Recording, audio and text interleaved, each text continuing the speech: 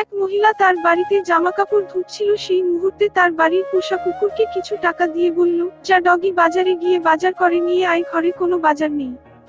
তখন কুকুরটি বাড়ির গাছে জল দিচ্ছিল, তারপর যখনই বলল, তখনই টাকাটা নিয়ে দৌড়ে চলে গেল বাজারের দিকে। তারপর রাস্তা দিয়ে ও নিজের মনে দৌড়ে দৌড়ে যাচ্ছিল, কিন্তু হঠাৎ যা দেখতে পেল তারপর ও তো দাঁড়িয়ে গেল দেখে। তারপর দেখলে একটা বাচ্চা মেয়ের সাথে একটা ছেলে ধস্তাধস্তি করছিল, তাই ডগি ওর কাছে যা টাকা ছিল সেটা নিচে রেখে বস্তা দিয়ে ঢেকে রেখে ওই মেয়ে তাকে বাঁচানোর জন্য গেল, আর ছেলেটি ভয়তে মেয়েটার কাছ থেকে কিছু টাকা নিয়ে পালিয়ে গেল।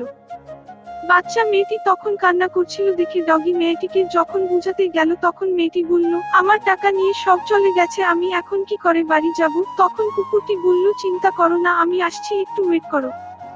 তারপর ডগির মালিক যে টাকা দিয়েছিল বাজার করতে, সেই টাকাটা মেয়েটিকে দিয়ে দিল।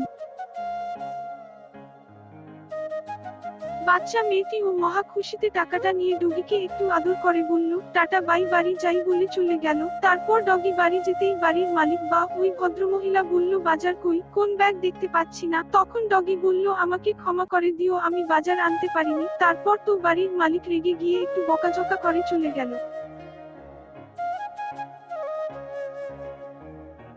ডগি তখন মনে কষ্ট পেয়ে মনে মনে ভাবলো, আমাকে ওই টাকা ঠিক জোগাড় করে আনতেই হবে। ওর জন্য ও দৌড়ে চলে গিয়ে কাজ খুঁজতে লাগলো। তারপর ও রাস্তার পরে থাকার নোংরা গুলো তুলে নিয়ে একটা বস্তার মধ্যে ভরে নিয়ে গেলে তো টাকা পাবে।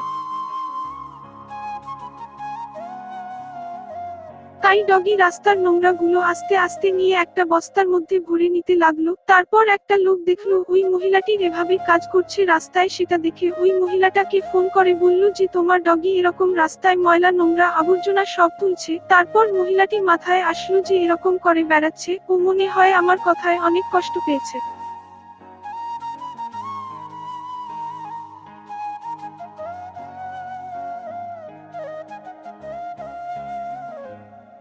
মহিলারাও এখন খুব খারাপ লাগছে, তাই সে দৌড়ে দৌড়ে গেল ডগকে খুঁজতে।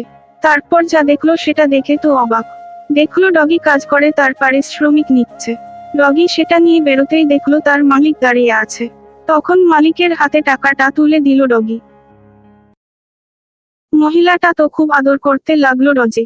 তখন ডগি পূর্বের সব ঘটনা বলল, আর সেটা শুনে মহিলা তার কর্মের জন্য অপসোস করতে থাকলো। আর তারপর ডগিকে আদর করে বাড়ি নিয়ে গেল। ভিডিওটা কেমন লাগলো জানিও বন্ধুরা।